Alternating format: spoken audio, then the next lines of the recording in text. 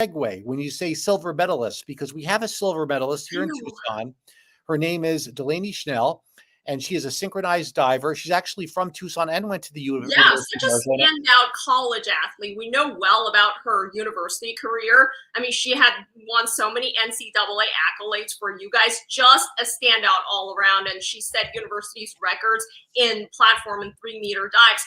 But what I think is notable for her is on an international level, she and her partner Jess, they have done something that no other American have done. So their main event is the 10-meter synchro platform dive.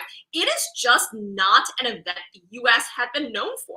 Delaney had been competing along with her partner Jess for many years. I mean, Jess is also an NCAA champ. She competed for Indiana, just a terrific athlete. And their 10-meter synchro silver medal in Tokyo was the first U.S. Olympic medal in this event. I mean, Delaney also got a 5th place finish, I believe, in the individual 10-meter platform event, but the 10-meter synchro platform dive is, what Delaney and her partner Jess put us on the map.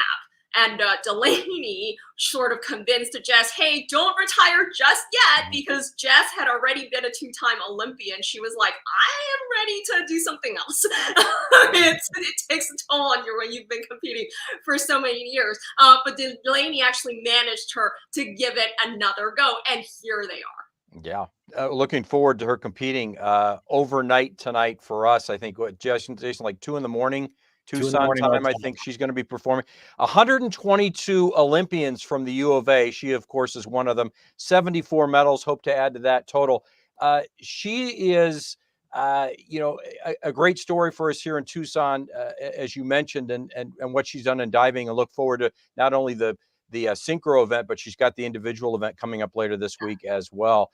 On a national stage, U of A University of Arizona is probably more known for softball to a lot of people, but of course, swimming and diving has been a real staple for the University of Arizona, especially Olympically. Keep in mind, those are medal-rich sports. Swimming and diving, they're both medal-rich sports. I mean, I just talked about this on a different show. You can only get one medal in basketball. No matter how many stars, how many MVP, how many best players in the universe you have on your roster, you can bring home one medal for the men's team and one medal for the women's team. But for a sport like diving, for a sport like swimming, you can bring so many medals. There are so many possibilities. And that's why usually Team USA, we are well represented in swimming. We are well represented in track and field. Those are medal-rich sports, and we will bring home the medals. I'm Jason Barr, Pat Parris, and Julia's son. She is a TV host and commentator, and we thought we'd bring up our Huddle poll question here for just a second, which was related to the Olympics, and that is, which Summer Olympic sport do you enjoy watching the most? So, Julia, what we do is we have the audience vote on these, and then we'll take a look back at before we go off. So, there's so many. We had to pick 3. We picked basketball, diving, and gymnastics. I really don't think of basketball as an Olympic sport, even though it is. So, I know gymnastics is super popular, so I might go with diving. But everybody, you can vote on kgun9.com, and we'll show the results. Out of all sports, handball is the only one without an American. Everything else, we're very well represented. And I actually want to give a shout out. I mean, shout out to you guys for having athletes in the games. But 1 in 5 Team USA athletes actually come from my home state of California. And usually, and somewhere around, I would say 1 in 10 athletes, they represent the U.S. are from Texas. Another 10% or so, maybe a little less than that, they call Florida their home, only because these 3 states are the most populous states. But I would say Arizona is definitely up there. Yeah, certainly. We have, as mentioned, I think by count, somewhere around 17 athletes with Tucson ties or U of A. That's not even including the rest of the state of Arizona. I picked gymnastics, by the way. What's your thought, Julia, of those 3? Which one? I mean, I would love to pick all 3. So, I know you guys haven't read my play, but one of the themes that I usually that attracts me a lot is about sports with judging components. In gymnastics and diving, it's not like track and field or swimming where the fastest person wins, where the person who jumps the highest wins. It's clear cut. In gymnastics and diving, there are judging panel. And why that attracted me in the first place is because I felt more or less that dynamic resembles our job. You guys are in the studio all the time. I'm in the studio sometimes. And a lot of times we're out there on our own. We have producers yelling in our ear and say, oh, stall, our guest is late. Or, you know, cut this thing because our guest is boring. All those things that you know very well, as do I. And those resemble the judging component is our audience, our viewers get to judge us and say, oh, she's pretty good. She sucks. I don't like him. All these things. So they mentally give us a score. So I equate our profession with those professions, with those sports, with judging components. And I naturally gravitate towards them. Interesting comparison. Yeah, for sure. You know, I always think Pat and Julia for TV news. I think there's, you know, there's some things that are subjective and there's some things that aren't. You know, do you think the person's pretty? Do you like them? Would you want to have a beer with them? All that. That's subjective. But I think that the writing to video and the storytelling and the package writing, while that is somewhat subjective, I think that's less subjective than some of the other things. My 2 cents anyway. It's a good point. I totally agree with you. Yeah. Sometimes it comes down to how do you feel today, or how do you feel about other people today? I mean, there are facts that you have to report. You have to tell the viewers. You have to be honest. You know, you're not supposed to take sides when you host a debate. All those things. They're journalism integrity, blah blah blah. But at the end of the day, who do you watch? Who does a person watch? Depends on, oh, do I like the person or not? Yeah. And sometimes we know in sports, your reputation sometimes could influence the judging. Do you have? Oh, no question. In the Hall of Fame, Harold Baines became a Hall of Famer. Now, like, he's okay, but I think a big part of it was how much. No, listen, we're about to pick a president. Life's a you know, its strength and likability is a big part of it. A big part of life is a popularity. It's just like you vote for a candidate. It doesn't mean you will agree with everything he or her is focusing on, but you're like, I mean, I'm sure there are candidates, you saw him or her, you're like, you know what, I don't like any of their policy, but I really like their personality, or I really like their hair, or the lack thereof, something. All right, let's bring it back here to the Olympics. We actually have 2 Delaney's here in Tucson. Yeah. Other name differently. Delaney Schnell is a 2-time Olympian, but we've got a new Olympian, Delaney Vaughn, and she is a BMX rider. What do you make of BMX? Is that you put that on the same level of popularity as some of the other sports? It's a little bit newer. Not yet, because it's a relatively new sport. It didn't debut in the Olympics until the Beijing 2008 Olympics, so it's relatively new, and compared to other staples like diving, like swimming, like track and field. Delaney herself, though, I would say she was born for the sport. She was born into this family. I'm sure you've interviewed her over the years. Yeah. Her dad raced, her brother raced, her parents own and operate this track that I think some of you probably have been to. It's been her training ground, and she has been riding for as long as she could walk, pretty much. So the most important thing I would say to know about this Delaney is she is a world bronze medalist. When you are a world bronze medalist, you are by default a medal contender at the Olympics. I think she's going to have some tough competition. There are people, her teammate from Team USA, there are people in competitors from Australia and Netherlands in particular. They are her biggest competition, but she is a mental contender. She wanted to go to the Summer Olympics back in 2020. I mean, it didn't happen until 2021, but she wanted to go to Tokyo. She didn't make that team. So what she did was she kept training, and then eventually she said she does 2 extensive workout every single day for 5-6 days a week, and that's just grit. And then eventually she made the World Championships team. She got the bronze.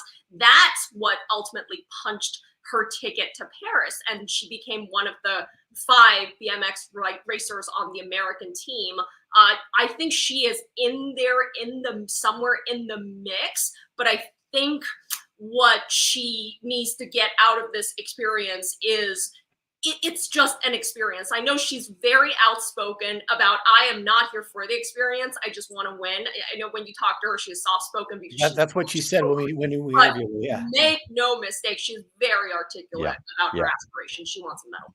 It's interesting the X Games influence now on the Olympics, right? If you kind of like BMX and skate, like it's really interesting how it's one of those things that Olympic organizers, actually sports organizers in general, they want to tap into the youth crowd, Gen Z, millennial in particular. I'm a millennial, Gen Z, watch sports. I think they don't need to tap into it, if you ask me. I think everybody just watches sports naturally because sports are fun. That's my opinion, but never hurt to have something lined up that is fun, visually appealing, and that's youth friendly. So I think that's where the angle they're going with. Let's talk about you talked about people that have that personality that people kind of gravitate to. I think Chase Budinger, the former Arizona Wildcat basketball standout, NBA player for 7 years, and now he's the last couple of years he's refocused on beach volleyball. They lost today, he and his teammate, but they're 1-1 in pool play, so they're still fine. But you saw it at the opening ceremonies. Even LeBron James gravitated towards him, and all those NBA players. I think they're really rooting for him in another sport.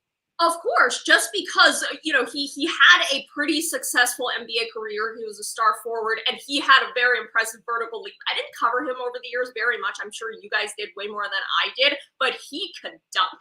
He could jump, and that skill obviously transferred over to the beach volleyball court. You just want to root for somebody like that. After a successful NBA run, he was like, you know what? I'm not done yet. I want to try something else. Yeah, not often that a guy who is a McDonald's All-American MVP of the McDonald's All-American game, along with Kevin Durant, by the way, that year, ends up starring at another sport. And the other athlete with ties to Tucson, he's from Tucson, Roman Bravo Young, a champion at Penn State, wrestler. He's really actually, Julia, in our neck of the woods, he is a legend. He went undefeated throughout high school, never lost. NCAA champion at Penn State. He is wrestling for Mexico. My understanding is maybe it was just not quite as challenging maybe to make the Mexican team maybe than the American team, but he is exceedingly popular in Tucson and maybe not going to get as much attention here, in the United States because he's not wrestling for the U.S. But somebody who could possibly medal as well. No. Yeah, no, I think he's definitely in the mix, although I wouldn't say if he doesn't medal, I think he's probably going to come rather close to it. So the phenomenon about American athlete and American Olympic trials is it's sometimes harder to make that U.S. team than to earn a medal at the Olympics because the U.S. pool is so goddamn deep and you only have so many spots. Therefore, it is not uncommon for athletes as a strategy, as a way to navigate their athletic career, to switch citizenship. And of course, whichever country they go to, they'll be like, oh yeah, come on over, we'll sign your paper today. And for the American team, the Team USA, we're not really losing any talent per se because in other competition, he's already made his mark. He's a standout, as you said, in your neighborhood. I mean, he played throughout high school and he's just such a standout athlete, the student athlete when he was attending high school in Arizona. So we didn't lose him per se. It's mainly for him to have a chance to compete in the Olympic by switching citizenship. Yeah, we have a handful of track athletes, same way, that couldn't even come close to making the U.S. team at the University of Arizona, out of the University of Arizona, competing for the teams that their parents, countries that their parents perhaps grew up in. Yeah. I think one athlete competing for Guam, one of the track athletes, just because Guam didn't have much of a track team, I guess. So it was a good move. Yeah, I mean, we already have so many athletes. In fact, no other countries have more athletes in the Olympics than we do. So that just speaks to the kind of talent that we have. That's after layers and layers of competition and ultimately the Olympic trial, and only the best go. And I'm sure a lot of contenders, Olympic trial contenders, they're talking about, oh my God, I just missed the spot by just that much. If I were on the team, I could get a medal. I may not get the gold medal, but I could get the bronze. I'm sure a lot of people there are doing that mental calculation. And as we talk about it, I'm sure somebody is thinking about, maybe next year or next cycle, I can compete for a different country just to give myself a chance. Yeah. Despite the talent on this USA men's basketball team, they sure aren't taking anybody lightly. There's no complacency on that team. No. Steve Kerr, who we see to the right, is also somewhat of a legend here. He went to the University of Arizona long before and went to the Final Four here in 1988, long before he won his championships with Michael Jordan and then with the Spurs as well. But they're taking everybody very seriously, and of course, that speaks to how much international basketball has grown over the years too. Yeah, I mean, there really is no doubt when it comes to the U.S. men's basketball team, given how many MVPs there are. Before the game started, I was on another show, and somebody was saying, "Oh, well, you have all these MVPs. You have Curry, you have LeBron, you have KD, you have Anthony Davis, you have all these dominant players. Is there going to be some kind of ego thing at play?" I haven't seen any of that. I think they're working beautifully. Well, and that's what Steve Kerr does, right? Is he figures out a way to mesh together what normally would. It's a team sport. It's a team sport. I mean, yes, you have Jokic. He's playing very well, but it's just him. He's not the whole team. And here you have the American team. Every single player is great. Yeah, and Jason Tatum didn't even get to play, so you got to find a way to get everybody some minutes, and there just aren't even any minutes sometimes too. Julie, I want to ask you about this play that we referenced earlier too. This is something I think we can all relate to, right? That silver medalist, everybody strives for gold, and yet there are a lot of people that get silver, bronzes, and just come that close. They don't get enough recognition. You're absolutely right. I have spoken to so many Olympic silver medalists, and over the years, some of them they try again, some of them they don't, because the nature of the sports, it's just tiring. Some of them they go for 2, 3, 4 Olympics, and some they go for 2, 3, 4 NBA or NFL games, Super Bowls, and then they still don't get what they want. But at the end of the day, the message that I want to bring out in the world is, see, these people that tried and they're okay. They didn't say, "Oh, well, I wish I never did," because none of them told me that. Yeah, absolutely not. All right, Julia's son, let's take a look at our some of the results of our Huddle poll question, and then we'll ask you where we can find you. Which Summer Olympic sport do you enjoy watching the most? Gymnastics, two-thirds, and basketball only 8%. I think maybe some people had the same kind of feeling I did. I just I don't think of basketball as an Olympic sport. Obviously it is, but maybe that's it. That's fair. I'm surprised diving is only 25%. Yeah, especially with especially here in this town. Yeah. Okay, so you've been on so many different places. You've been a correspondent. Where can people see you today? Well, nowadays I'm going on all different shows to talk about sports, but I've covered sports for many different channels. Before I worked for Hearst TV, I work on Solo at Brian's show. So you can see my work continuously. I have a website. It's www.juliasun.tv. Please follow me. And I look forward to coming back to your show, especially when you get Keith McKellar. I know he's 60-something, but he's still out there. And the thing is, I spoke to one of his team. I've interviewed Jim Kelly. There's just a lot to talk about from their Super Bowl experience. I know it's been a while. I was not even watching sports when they played. Do we know how he's doing right now? I know he's had some health battles. Yeah, he did. But I don't think he's involved in anything sports management or sports commentating, anything like that. But I just think by interviewing him, that experience should still be broadcast. Yeah. Very good. Sure. All right, Julia Sun, TV sports host and commentator, and creator and author of Almost Gold, a theatrical play. Are you trying to get that sold or shown somewhere? Where is that? Actually, what's funny was we had a off-Broadway run scheduled in July 2020. And we all know what happened that year. We had a director attached, we had a rehearsal done, and then we had all the marketing photos ready. We actually shot the marketing photos in Athens. that we flew there and we shot it. And that was ironically 4 weeks before COVID. Wow. My last hit my last real TV hit at the anchoring desk was Friday the 13th, March 13th, 2020. And then when I left my studio in Times Square, I told my crew, hey, see you guys in 2 weeks. Nope. Our news director pretty much thought. No. Sending everybody home for a month. Yeah, we thought 2 weeks, maybe a month, we'd all be back. No. I was out for 16 months. You guys get like green screen from home, and Oh yeah, like, yeah.